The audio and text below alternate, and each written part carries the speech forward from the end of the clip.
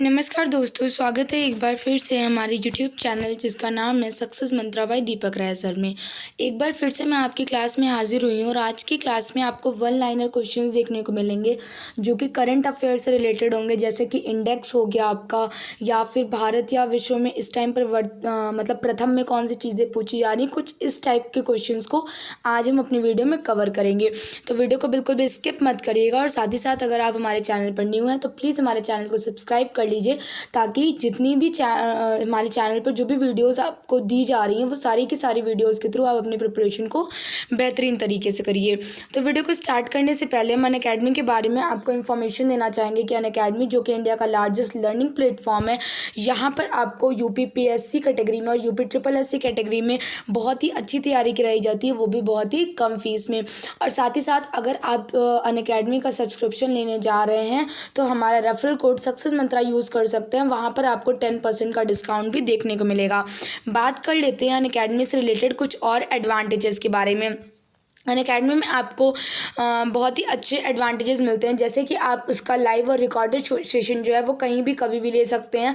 यहाँ पर आपको अपॉर्चुनिटी मिलती है इस प्लेटफॉर्म पर बेस्ट एजुकेटर से पढ़ाई करने का आपको मौका मिलता है। यहाँ पर आपको मल्टीपल कोर्सेज देखने को मिलेंगे, अनलिमिटेड क्विजेस हो गए, स्टडी मटेरियल आपको PDF फॉर्मेट में अवेलेबल रहता है, ताकि आप अपना जो भी आप क्लास में कर रहे हैं उसको आप जाके रिविज़न कर सकें। एंड साथ ही साथ एक नई चीज़ स्टार्ट हुई है अनअकैडमी में, जो कि है लर्नर्स के लिए अनअकैडमी ने एक पहल की है कि यूपी की मंथली जो है करंट अफेयर की मैगजीन प्रोवाइड करने की। तो ये सारी चीज़ें अनअकैडमी टाइम टू टाइम आपके लिए चेंजेस करता रहता है, जिससे आपका इंटरेस्ट बना रहे पढ़ाई में और आपकी प्रिपरेशन अच्छी तरीके से हो पाए।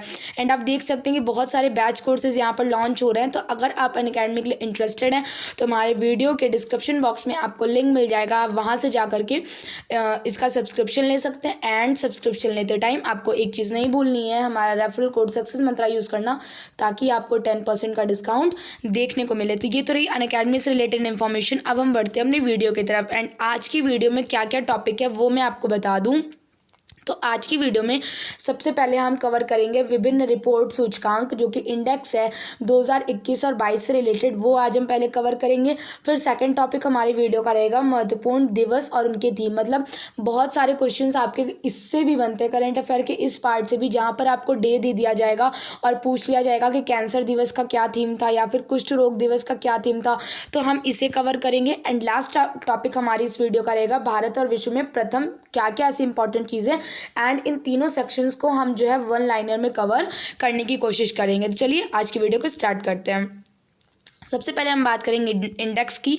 तो इंडेक्स में एक तरफ आपको रिपोर्ट्स दी हुई हैं, दूसरी तरफ जारीकर्ता जो संस्था है वो दिया गया है, फिर इस पर टॉप पर नंबर 1 पे कौन सी कंट्री आई और साथ ही साथ भारत की इसमें कौन सी रैंकिंग लगी, इन सारी चीज़ों पर हम बात करेंगे।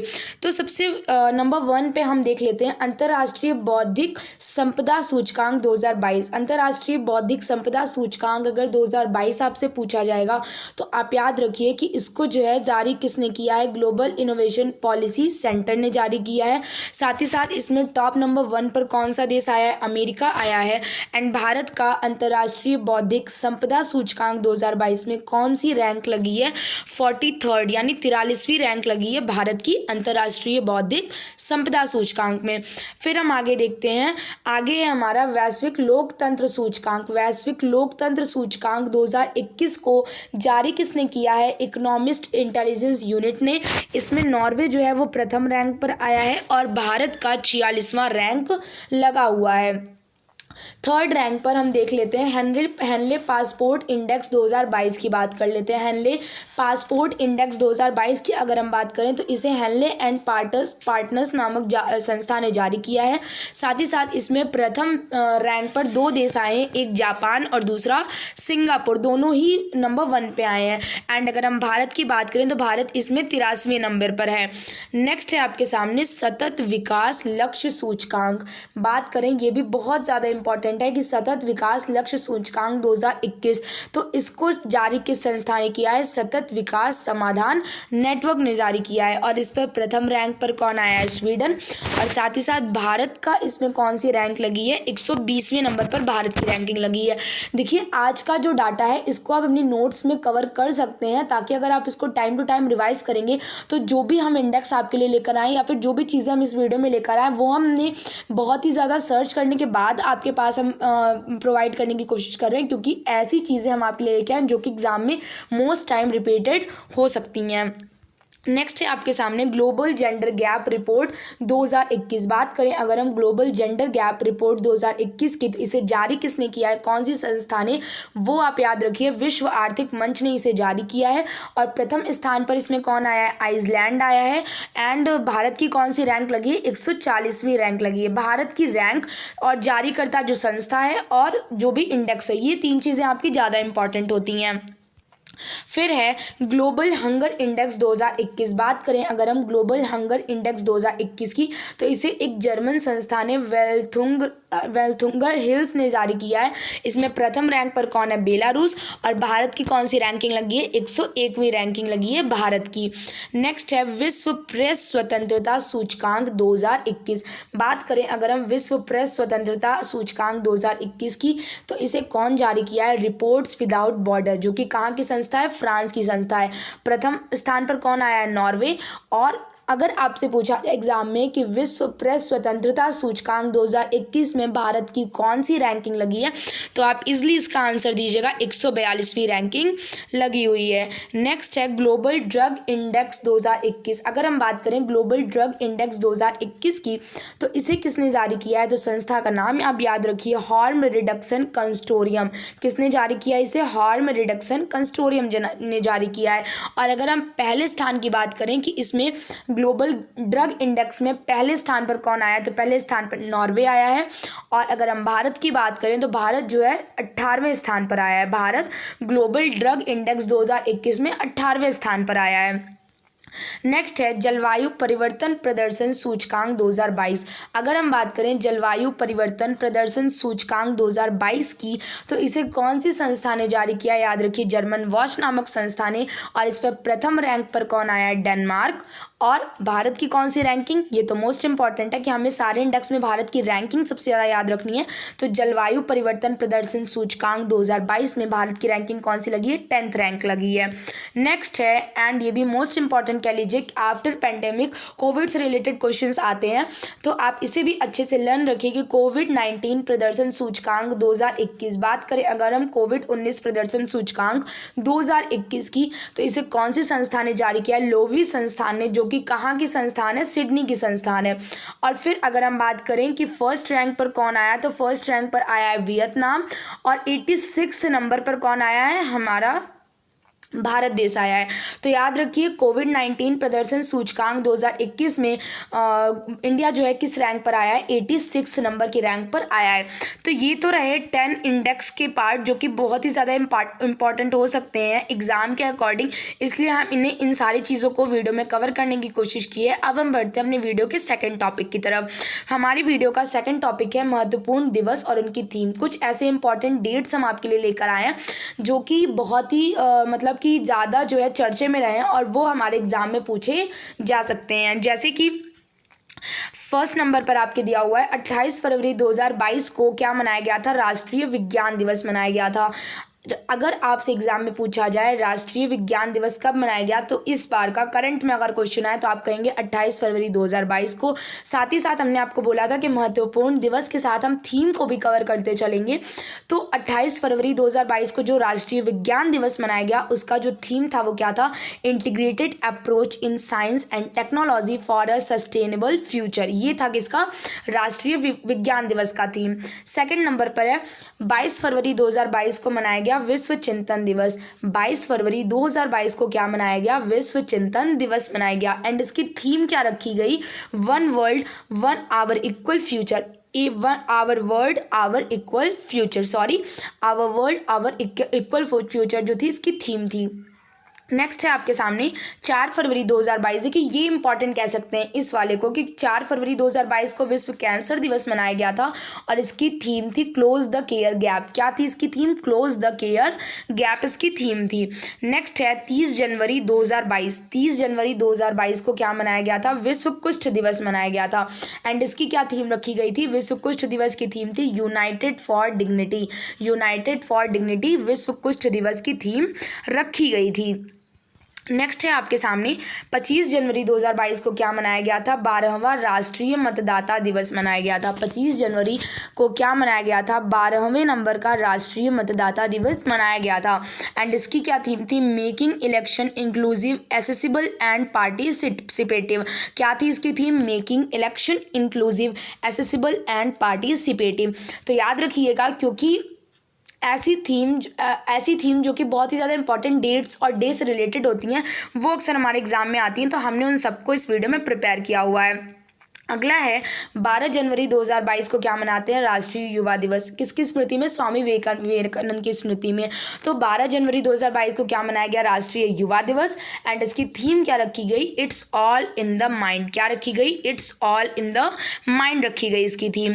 फिर है 1 दिसंबर 2021 को मनाया गया विश्व एड्स दिवस एंड ज़्यादातर टाइम आपके एग्जाम में ये पूछ लेता है कि विश्व एड्स दिवस किस तारीख को मनाते हैं। तो याद रखिए कि हर साल हम 1 दिसंबर को क्या मनाते हैं? वर्ल्ड एड्स दिवस मनाते हैं।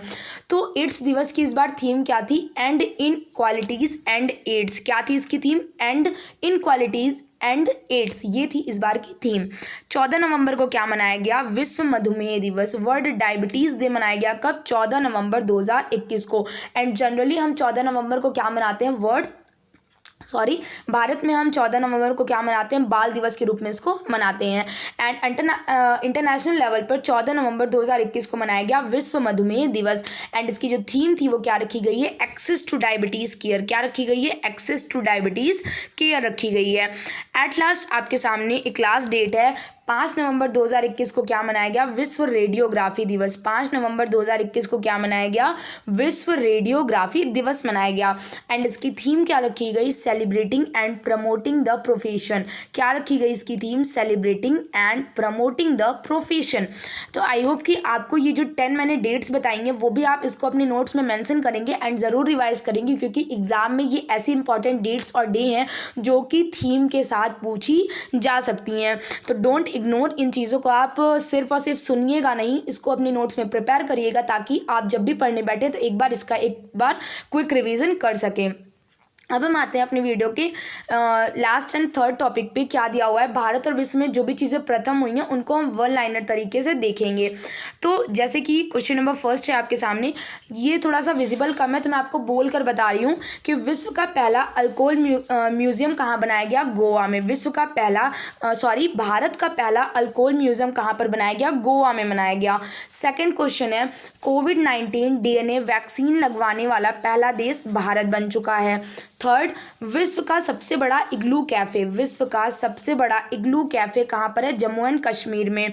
भारत का पहला खाद्य सुरक्षा संग्रहालय। भारत का पहला खाद्य सुरक्षा संग्रहालय कहाँ पर बनाया गया? तंजावुर तमिलनाडु में। कहाँ पर? तंजावुर तमिलनाडु में। याद रखिए भारत का पहला खाद्य सुरक्षा संग्रहालय स्थापित किया गया है।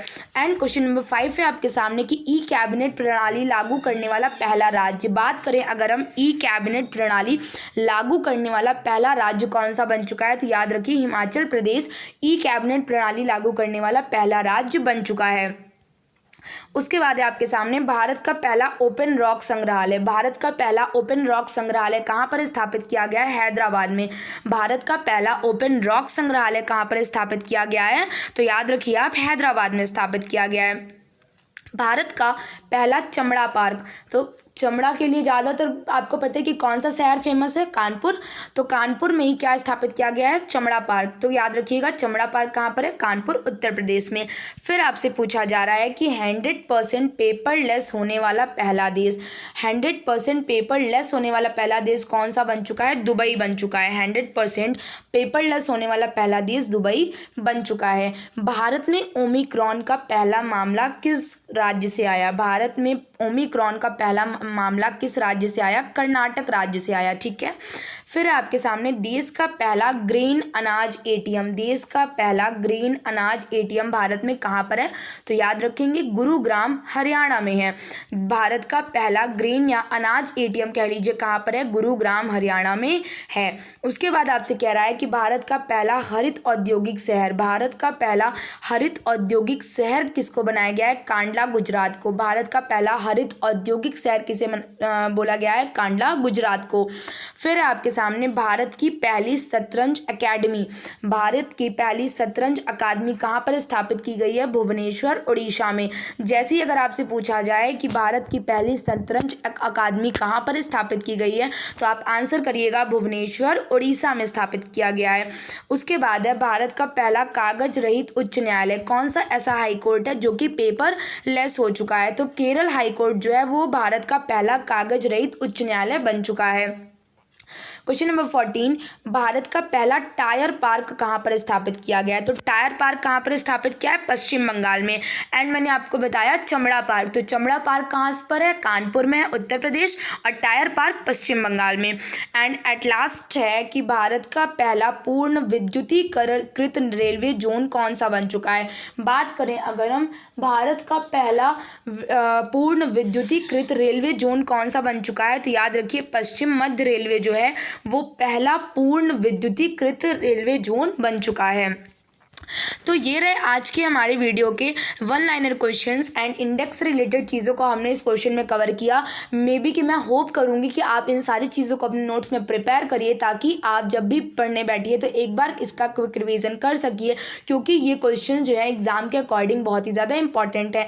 एंड एट लास्ट मैं कहना चाहूँगी कि अगर आप हमारे चैनल को अभी तक सब्सक्राइब नहीं किए हैं तो प्लीज़ हमारे चैनल को जाकर सब्सक्राइब कर लीजिए एंड बेल आइकन को प्रेस कर लीजिए ताकि जितनी भी वीडियोज़ हमारी अपलोड होती हैं उन सबकी नोटिफिकेशन आपके पास इजीली पहुंच जाए। एंड मिलते हैं अपने नेक्स्ट क्वेश्चन में। एंड अगर आपको हमारी वीडियो ये पसंद आई हो तो प्लीज़ हमारी वीडियो को लाइक एंड शेयर करना मत भूलिएगा। मिलते हैं अपनी नेक्स्ट वीडियो में, तब तक के लिए थैंक यू।